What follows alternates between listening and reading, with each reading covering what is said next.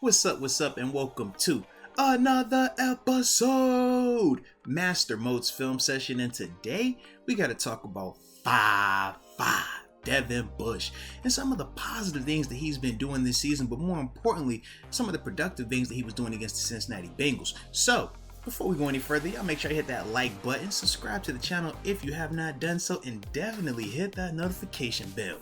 As we always do, that's Devin Bush right there, circled up, played in full speed, and after that, we're going to break it down.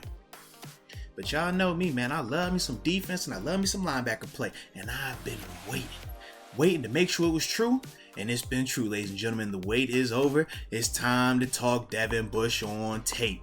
So, to start this thing off, in terms of the defense, obviously we're in our sub package ball, and the way we can tell that is because of the 4 down defense alignment. Okay, 1, 2, 3, and 4, and only 2 LBs in terms of Devin Bush and Miles Jack.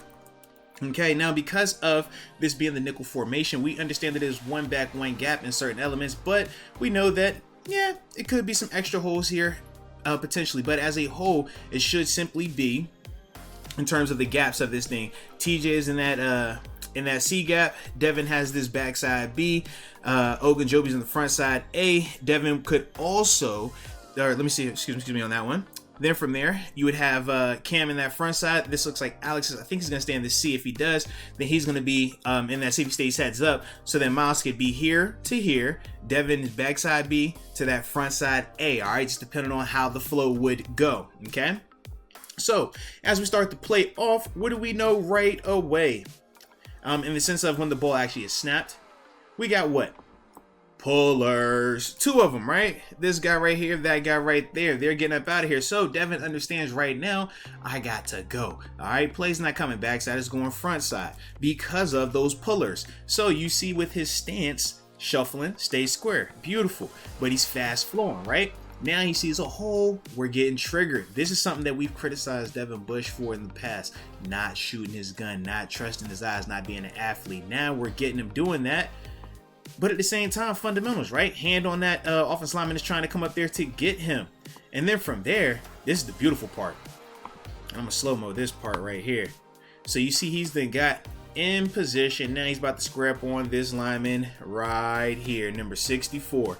And just watch what Devin does to this lineman, baby. This is beautiful. 2-hand punch in the chest, sits him on his butt, feet in the air, and he makes the tackle. Ladies and gentlemen, that is what a top 10 pick is supposed to look like. This is beautiful. Once again, beautiful. But all things will just coast up. Let's watch it once again. Slow-mo. Pop your feet. You got fast flow. 2 pullers. All right, we shuffle and stay square. Hands on them to keep him off them. Don't want to let him run you by. Shuffle, stay square. Boom! Big time hit to the chest of 6'4". Heck of a job right there, man. That is a man-size play from number 5-5 right there. And that's what we had to start this film session off with that. I'm going to play it one more time before we go to the next play. I've been waiting for this, though. This is beautiful. Yes, indeed. Yes, indeed. All right, so let's keep it rolling. We just showed you that first play where Devin showed you the fundamentals, the finish, and the physicality. Well, let's check out this second play right here, front number 5-5. That is him right there in the middle of the formation. Played in full speed. After that, I'm going to break it down. Yes, sir. Yes, sir. I got 5-5. I got color rushing. I got big time plays being made. Hello. Y'all know I was going to be excited about this one. All right, so once again, we're in sub-package ball. How can we tell? 4 down D linemen, right? Larry Ogunjobi, Cam Hayward. This is Alex Highsmith, and then TJ is all the way out here. So remember, on the podcast, we talked about certain things that Matt Canada could be doing offensively to help our tackles out at times. This is one of the things that the Bengals did. So this is their tight end, and you see the distance right here. This that C area that we always talk about, okay?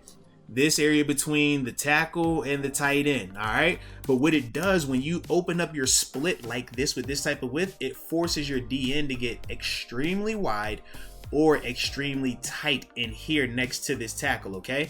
And by doing so, it affects their rush, because now if you line up inside closer to this tight end or to this tackle, this tight end can chip TJ. With TJ lining outside of this tight end, this tackle has a lot more time and space to help him out in protecting. So that's the big reason why you get these type of funky splits. All right, good job by Cincinnati right there. Just some double coaching, double teaching for those that are interested. But for Devin Bush on this play right here, he's Hollywood and he's in his bag right now. And I love this. When we talk about Hollywood, that's when you just walk around and you're acting as if you're going to blitz. You're acting like you're going to be in coverage. And sometimes you actually are going to be doing those things. But other times, it's strictly just to make the offense think you're going to do it. So you see him walking around in the A-gap, giving the illusion that he's going to blitz in there. But he's not, because what? He knows Larry Ogunjobi is taking the A-gap. He just went there. So this is the beautiful part right here from Devin that I like. Right now, he is completely stacked behind Larry, and he can't see where this ball is going. But what he does know is this. Larry took that A, okay? He can see this gap if something hits over here, but he also has numbers. He has Highsmith and Cam over here.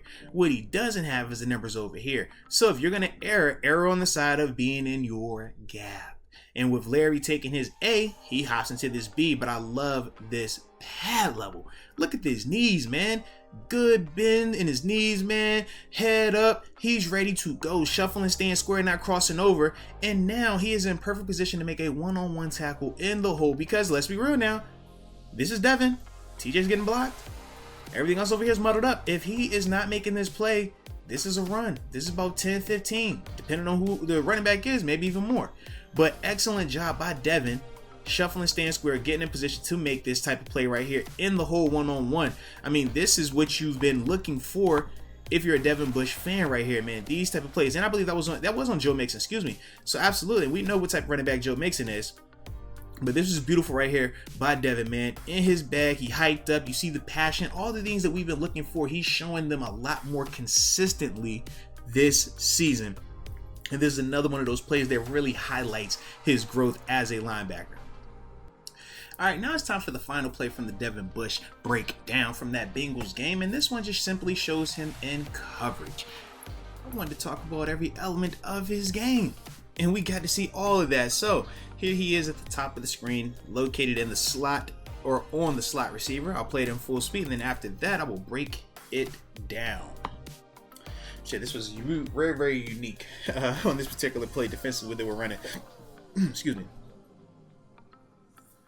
But good play nonetheless by number 5'5", man. I was really enjoying his energy, man. You see him celebrate. You see the passion that he was playing with, beating his chest, jumping around. Stuff that we haven't always seen from Devin, man. So it's good because to me, that shows me that he is having fun.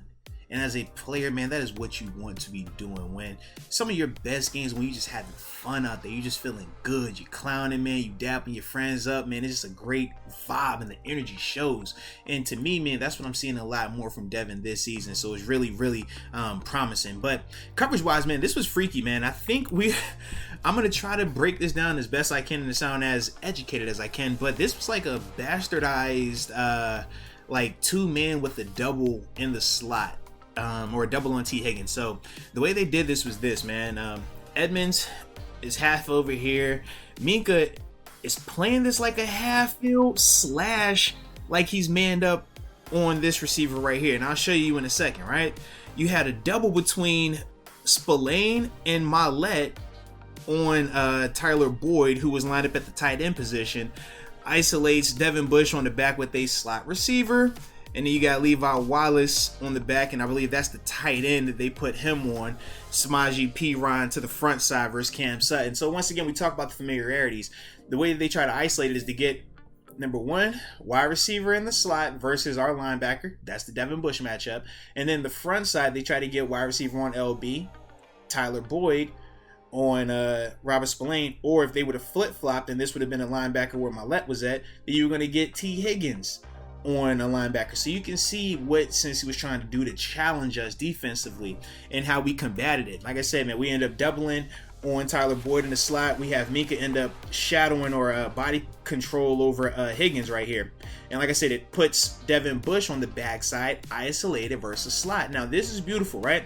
Because with this play, you really get a chance to see Devin Bush's speed, his confidence, and his ability to make an open field tackle against a very elusive player, right? When you're talking about a shifty slot receiver like how he was matched up against right there. And I meant to play that in slow motion, so my apologies. Alright.